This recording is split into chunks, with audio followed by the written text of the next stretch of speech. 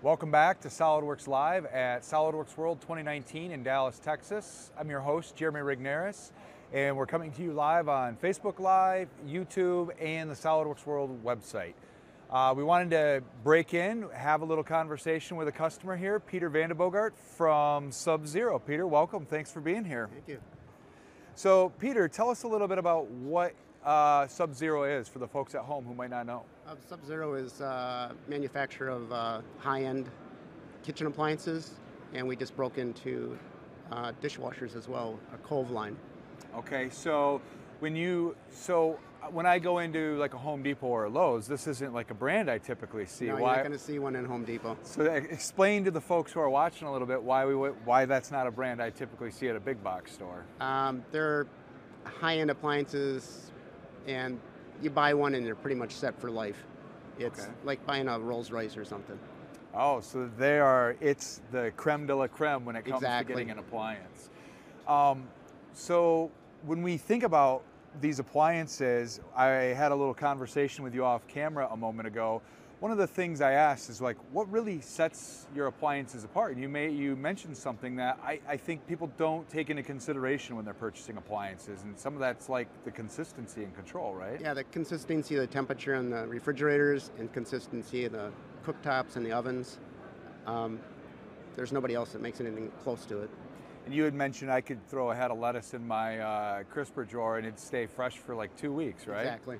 That's perfect for somebody like me who at home doesn't like to go grocery shopping. I like to do it all at once and let it sit there.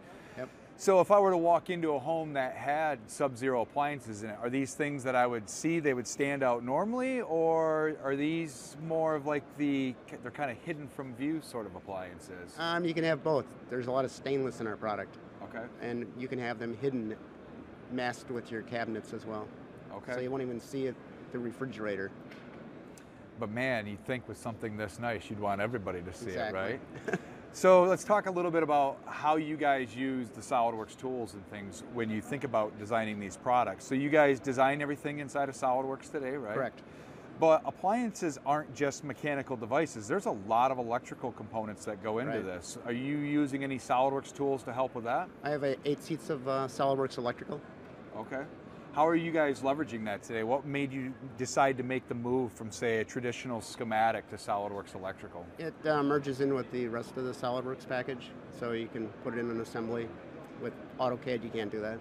Okay, so you guys are literally not only creating those schematics, you're using the 3D side of it where you're bringing the three-dimensional models in because they have to share that space with all those mechanical components. Exactly. And you've found that saves your engineers a lot of times collaborating between mechanical and electrical? It does. And your role specifically at Subzero is you're the CAD manager. So was this a blessing to help bridge that gap? It was. I actually worked in engineering for 6 years prior to going to IT last year. So I work on both sides of the company there. So you're that case where the electrical engineers and the mechanical engineers, they get along, they're buddies, right? Not all the time. That's all right. So when you're designing a product and you need to eventually manufacture this product, are you using any SolidWorks tools to help that manufacturing process along? Right now we're implementing Composer on our factory floor, so the people at assembling can get a 3D image of what they're supposed to do, and it really helps. Okay, so instead of working a station with like a 2D printed drawing, are they working on like monitors and able to rotate the They've got a monitor models? with 3D instructions. They can rotate the model around to get a better aspect of how the unit goes together. Are you guys using any of the step-by-step process stuff inside of Composer as well? Works out really good for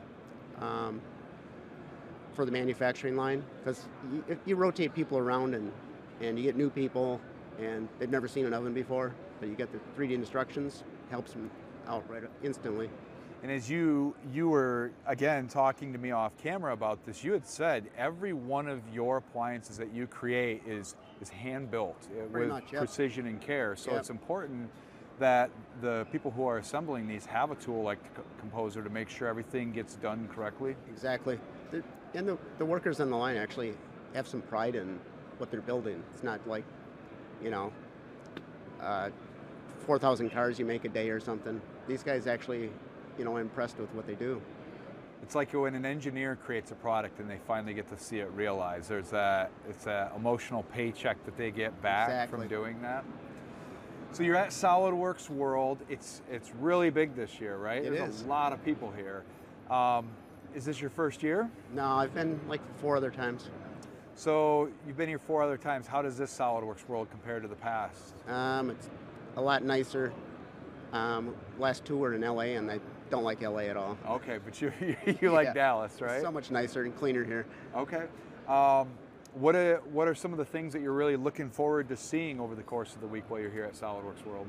A lot of it's just talking to other people that are using SolidWorks. You get more out of that than sometimes the presentations. Okay, so the networking is a really valuable piece to you. Yep.